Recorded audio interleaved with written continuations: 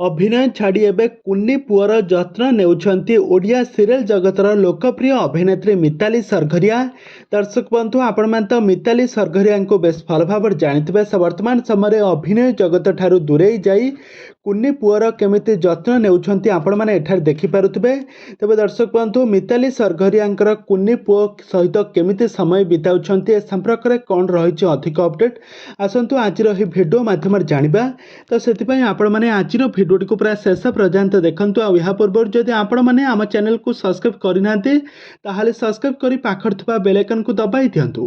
दर्शक बंधु आपण माने तो मिताली सरघरिया को बेस भल भाव जानिथिबे। मिताली सरघरिया को आपण माने बहुत सारा ओडिया सीरियल अभिनय करथिबार देखिथिबे। खास करी नुआ बहु सीरियल मिताली सरघरिया को राधिका कैरेक्टर रे खूब सुंदर अभिनय करथिबार देखिथिबे।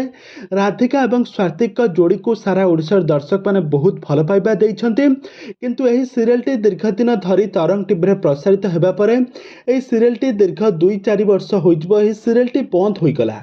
आउ यहाँ पर मिताली सरघरिया बहुत सारा ओडिया सीरियल अभिनय करबा परे बहुत सारा ओडिया दर्शक मानक मन को जितबार सफल होइछन्ति। किंतु सेपटे स्वातिक गोटे अन्य सीरियल अभिनय करी बेस खुशी रे मध्य रहिछन्ति। एपटे मिताली सरघरिया तांको सासू घरे गोटे कुन्नी पुअर जत्न नेउथबार नजर आछन्ति।